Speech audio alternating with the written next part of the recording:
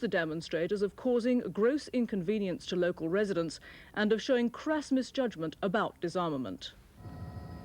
They streamed along the country lanes around the base at Molesworth, a big, good-natured crowd of demonstrators whose numbers, according to the CND, far exceeded the 20,000 expected.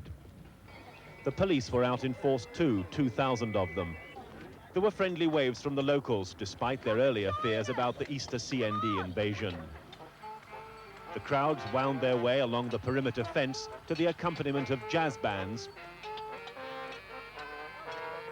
and the ringing of bells. Others took more direct action, this man arriving with wire cutters, hoping to force his way in. The police looked on, but the first protester who attempted to cross into forbidden territory was unceremoniously hauled through the barbed wire, dumped in the mud and arrested.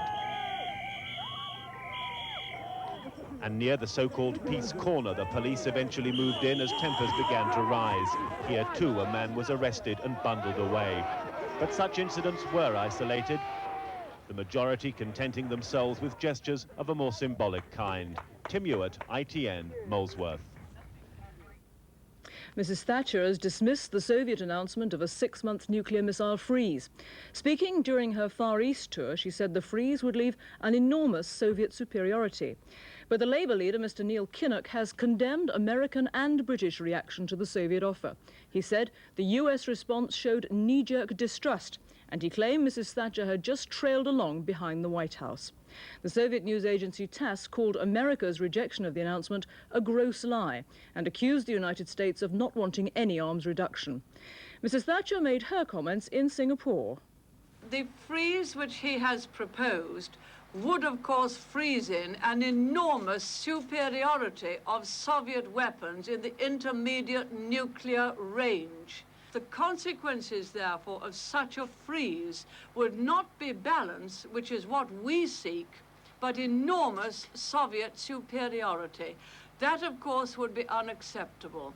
During a banquet with Mrs. Thatcher, Singapore's Prime Minister, Mr. Lee Kuan Yew, accused British trade unions of prolonging unemployment by insisting on high wage increases. And he said Britain's welfare state had reduced a once great people to mediocrity. Singapore has impressed Mrs. Thatcher. It's an example to others, she says, for its belief in initiative, vigour and sound finance. She has a soulmate in its long-serving and rather autocratic Prime Minister, Lee Kuan Yew. There's no other world leader, she claims, she's admired more. So tonight's banquet was a harmonious occasion, marred only by Mrs. Thatcher confusing the names of Mr. Lee's right-hand man and his strongest opponent. Mr. Lee endorsed Mrs. Thatcher's claim that Britain was no longer the sick man of Europe, and picked up her frequent references to the miners' strike on this tour. A lesser Prime Minister would have been softened by the insidious pleas for reasonableness and compromise in the face of organized hooliganism and blackmail. Earlier, Mrs. Thatcher went to the Botanical Gardens, where they developed new varieties of orchids. They had one ready to name after her. It was suitable, she claimed, because it was a strong and vigorous flower, producing plenty of growth. David Walter, ITN, Singapore. Police in Nottingham, hunting the killer of 10-year-old Wayne Keaton, say the boy was assaulted, then strangled. His body was found in a river, but the police don't know if he was still alive when he was thrown into the water. Wayne's body was found by police divers, submerged below a weir a few hundred yards from waste ground where his BMX bike was found. The exact cause of death still has to be established. He'd been strangled and his body bore the marks of an assault, but police can't say yet if he was alive or dead when he was thrown into the river. Today they were carrying out a fingertip search of the river bank, looking for the tiniest clues that would build up a picture of Wayne's last hours. The police have renewed their appeal for anybody who can help them trace a 16-year-old youth who was seen here with Wayne just before he disappeared. Police believe he's called Adrian or Adi, and youngsters who heard him talking to Wayne said he had a local accent. The street is a popular gathering place for children from the estate, and police are still hoping new eyewitnesses will come forward. Anne Lucas, ITN, Nottingham. And police in Bristol, searching for the missing 7-year-old Luke Cann, want to interview a man who was staring at him from a car shortly before he disappeared. Luke was last seen on Saturday playing hide-and-seek near the Bristol Rovers football ground. Police are stepping up their search for Luke Cann, who disappeared during a game of hide-and-seek in a playground. He'd been counting near a billboard before looking for a playmate. Minutes later, he'd vanished. Since then, 70 police officers have been combing the St Werburgh's area of Bristol. Today, police divers were searching streams and culverts near Luke's home. Mounted officers and dog handlers were also checking undergrowth. Luke's mother, who has 4 other children, is convinced he was snatched by someone. He was grabbed, outside playing, hide and seek. And I suppose he was counting and somebody grabbed him. Meanwhile, the 13-year-old boy who played hide-and-seek with Luke has come up with a positive clue. He's drawn a picture of a white Ford Escort car he saw parked near the playground entrance. It had gone when Luke disappeared. Bob Crampton, ITN, Bristol. The labour unions in Sudan have called off their week-old general strike, but there have been more demonstrations in the Sudanese capital today. We've received the first pictures from Sudan of the scenes that followed Saturday's coup. This report from Don Blackstone of CBS News. Demonstrations still move along Khartoum's streets, but tension is far less than in the days leading up to the coup, days in which Sudan was cut off from the rest of the world. Unseen until now, this is how Sudan celebrated the overthrow of President Numeri. Unrestrained joy erupted after 10 days of explosive tension. The relief was evident as spontaneous parades moved through Khartoum's dusty streets. A brief radio announcement started it all. To avoid bloodshed, the statement said, the army is joining the people. 10 days of unrest had left the army a choice: crush the strikes and demonstrations or overthrow the president. Soldiers were carried shoulder high, the heroes of the day. Even riot police joined the celebration. A day earlier, they were using tear gas against the demonstrators. In spite of the rejoicing, massive problems remain: drought, famine, war, an economy in ruins. On the day of the overthrow, the Sudanese were united, celebrating what they had left behind. As they turn to face the future, uncertainty and division begin to show. John Blackstone, CBS News, Khartoum. Now sport, and with horse racing dominating today's events, there's news that one of Britain's top jockeys is to retire. With the details, here's Ian Edwards. Johnny Frankham, rated by many as the best jump jockey in history, has officially announced his retirement at the age of 32. He completed his 100th winner of the season today on one of the country's less glamorous tracks. And that was the signal for the end of a glorious 15-year career. John Frankham didn't expect to get his ton up at Huntingdon, not his lucky track, he says, but a second winner in the 2:30 put it within his grasp. This was number 99. Bookies and punters reckoned he'd do it, and he was made favourite for the 3 o'clock. Frankham didn't let anyone down. Rhythmic Pastimes romped home to become his 100th winner of the season, though the celebration was tinged with sadness. Frankham, probably the best ever jump jockey, confirmed he'll hang up his saddle at Cheltenham on Thursday. He says he'll keep his racing connections. I've got a couple of months just to go, and I'm writing a book at the moment. I want to get that finished, and then hopefully I should be trying to get some horses together, have half a dozen jumpers next year, and try and have about 14 yearlings starting flat off next season. One of the punters said don't give up, he can't afford it. How about that? Well, if he wants to pay me a few extra quid to ride next year, I might even come back. But that's a complete long shot. He won't ride again after Thursday, when the bubbly will really flow. Today's had to be put on ice. He had 3 more rides to go, the last one yet another winner. Simon Cole, ITN Sport, Huntingdon. Meanwhile, in the Irish Grand National, another racing milestone was passed with the first English-trained winner since 1928. And as they race down to the finish now, Graham Bradley is out there in front. He's making history. Nelson's Don Pancho in 1928. Ryman Reason has justified favouritism. He's justified coming to Fairyhouse. The English horse has won. And Ryman Reason justified his position as favourite, winning £27,000 on the way. Seskin Bridge and Colne both a long way behind. In soccer, the First Division's top clubs took the day off. But the battle to avoid the relegation places was as frantic as ever. Ipswich were third from bottom as they travelled to neighbouring Norwich, but they continued their revival with a hard-fought 2-0 win. 2 goals at crucial times decided this bruising local derby. Only 5 minutes gone, and Eric Gates knocks over a free kick. Ipswich skipper Terry Butcher is claiming that, although there was a deflection from Norwich captain Dave Watson. Referee Colin Downey had his notebook out more often than a traffic warden. He'd booked 5 players before half-time, some perhaps rather harshly in the wet conditions. But strict discipline was essential in such a vital game, and no one from either side complained afterwards about his firm control. Another Ipswich set piece, 3 minutes into the second half. Butcher sets up Mish Davray. A happier moment for the man who was stretchered off unconscious with a smashed nose here a month ago as Ipswich were knocked out of the Milk Cup semi-final.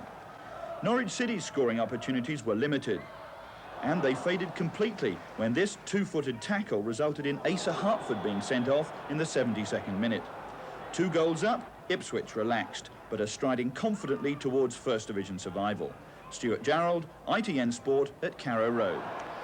And that takes Ipswich out of immediate danger. Below them, Luton did themselves a big favour with a 4-0 win at Stoke. But Sunderland's draw against Newcastle United leaves them in some trouble. In the second division, there's just as much competition for the promotion places. Oxford and Portsmouth won, but Manchester City slipped up badly, going down 2-0 at home to Leeds. British athletics administrators have come under fire from Steve Ovett, who today ran his first race since collapsing at last year's Olympics. Ovett, who's still the world record holder at 1,500 metres, won the 7-kilometre Golden Shoe road race at Vigevano in Italy, and then criticised what he described as insufficient medical assistance provided to British athletes.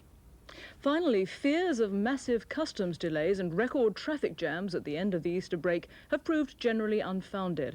Cross-channel ferry travellers had more problems from the weather than from the customs officers' work to rule. Road traffic was heavy with many tailbacks. This southbound jam was on the A1 in Cambridgeshire. The biggest was a 20-mile queue heading out of Southampton. And that's the news tonight. From all of us here, good night.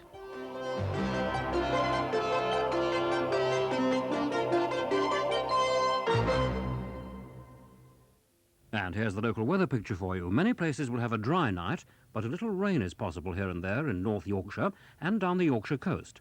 The minimum temperature 5 degrees centigrade, 41 Fahrenheit. Tomorrow will be a brighter day with some sunny intervals in all parts of the region. But showers are expected, more especially in the afternoon, and some could be heavy. Temperatures will reach 12 degrees centigrade, 54 Fahrenheit, with winds northwesterly, moderate. That's the forecast.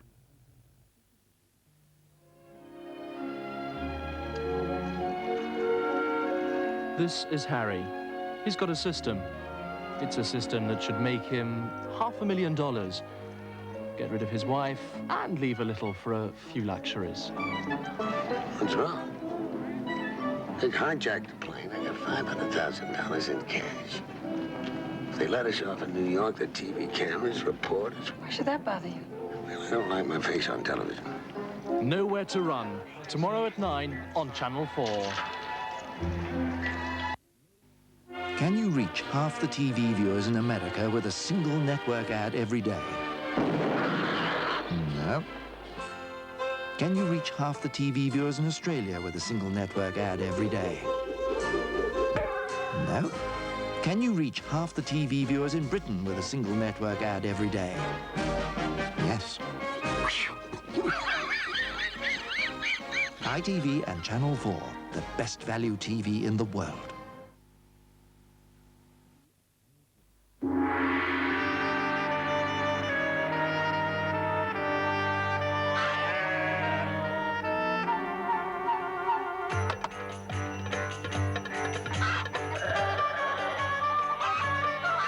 New Haze Dry, the dry air freshener you can use on fabrics. It banishes unwanted smells in a couple of shakes. Create a better atmosphere with New Haze Dry. With Crown Plus 2, you can do anything you like.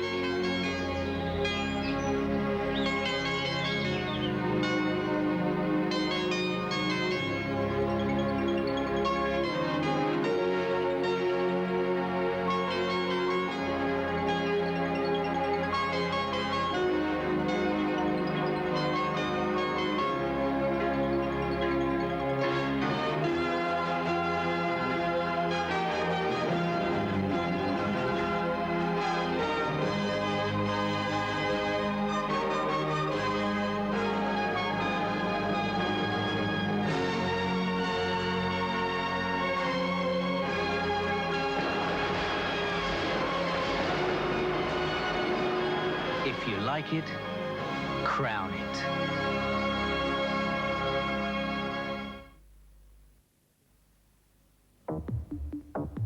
Motor oils may look the same, but when it comes to quality, are they the same? Because unless the oil has additives to prevent corrosion, inhibit and disperse sludge, and control the flow of the oil, it will only lubricate, not fully protect. Does your oil have all these protective ingredients? Esso Superlube has the lot.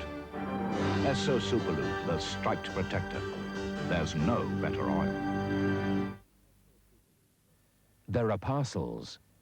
There are Red Star parcels, and now there's Red Star Plus, the new same-day parcel service that guarantees personal delivery to your customer anywhere in London, same day.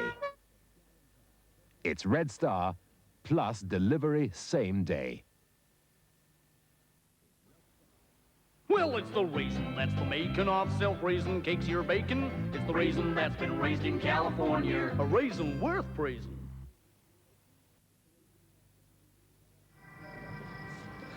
Been flying marvellous. Breakfast in Leeds, lunch in Lisbon, luggage in Leningrad. Hey, Rolling Stones. Look at that.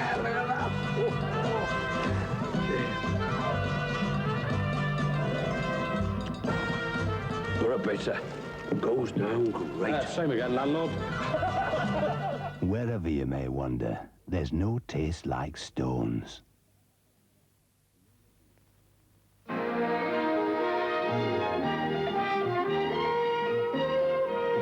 When you rounded up 3,000 head of cattle, fought the gunfight at the OK Corral, and made peace with the Indians, you're ready for something more than saddle rations. You're ready for Heinz beans with pork sausages. Beans with pork sausages. A variation on a bean. By Heinz. I'm the new girl. Maggie Forbes has a new job What are you? A bunch of amateurs? with new colleagues. Look, copper lady, just you do some time here before you start telling me, right? We're women. Good isn't good enough. We have to be the best. If ever we needed you ladies, we need you now. More challenge. More danger. Fun, innit? Cat's Eyes. Friday at 8:30 on ITV. Now on YTV, East End gangster Harold Shand watches his empire crumble on the long Good Friday.